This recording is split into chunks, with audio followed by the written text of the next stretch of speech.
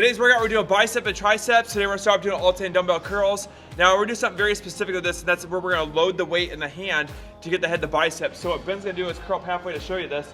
We're gonna keep the hand so that the hand is tight against the top of the dumbbell on purpose. We want the longer stem right here, and that's because when he curls, he's gonna rotate through the wrist. We want more fulcrum out here like a teeter-totter in a way. So as he tries to hold it right here, this longer stem is gonna make the weight want to try to spin down, which causes the bicep to change the motion, which puts more stress in there. So we're gonna do 3 sets of this. We're gonna start with doing 12 to 15 reps the first one. We're gonna do 10 to 12 reps, then we're gonna drop down to 8 to 10 reps for the last set.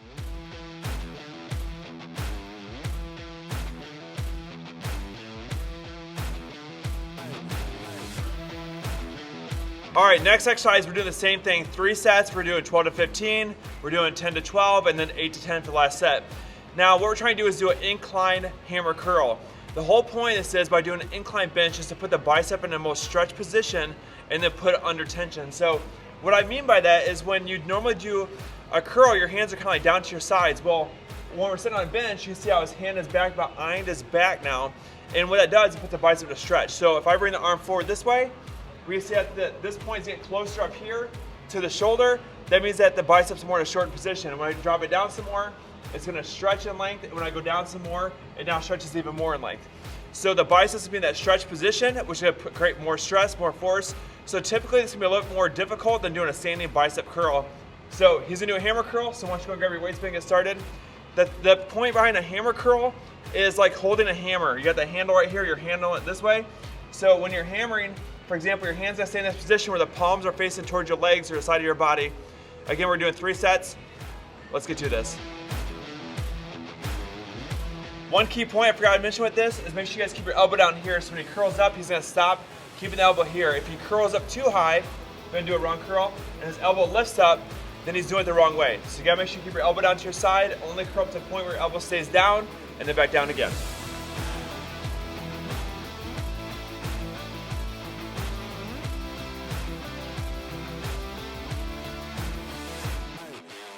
All right, next bicep station is be preacher curls. Now, a couple things about preacher curls I want to point out is your position of your body on the bench itself. So we're doing this the right way with the right leverage to the bicep so we don't cause any injuries. So what we're gonna do is we're gonna focus on number 1 is keeping the arm level on the bench here. The arm should make contact at all points on the back side. So the elbow should be down, the upper back of the tricep should be down too. Also, when we look at the back side of his body here, we want to make sure his back is in a straight line on the bench here. So he doesn't want to slouch over. Show him what that looks like, Ben, slouching over. We don't want that, and we don't want to have it so you step too tall, go a step too tall now, and it change your position of your arm. You see how his arm's off the bench now at that point. Okay, so we're gonna do 3 sets of this. We're gonna be doing 2 sets of 12 to about 20 reps, somewhere in there, and the third set we're gonna go to 30 reps. We're gonna keep the reps a little bit higher in this one, but we're gonna try to get the weight up there as much as we can by getting as many reps as we can in the first 2 sets.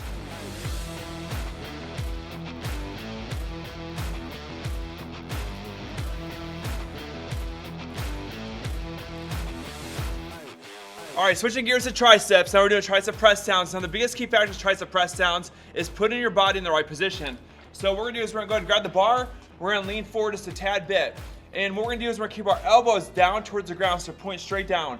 So we don't wanna really pull them back. We don't wanna push them forward. We'll keep them straight down the ground. We're gonna maintain the elbow in that position as we push through that range of motion and then come back up again. Now, one key factor is the cable position of your body in reference to where this attachment is. So if I'm under it more, like this here, I'm gonna have resistance from here to here, and that's it. If I go from here, I'll have resistance from here to about here, and then I lose it at the bottom. So what I wanna do is actually gonna step back just a tad bit more, keep my elbows here, so I have tension right now. As I push down, right here, I'll still have tension as the cable is pushing out that way, trying to bring my arm back up again.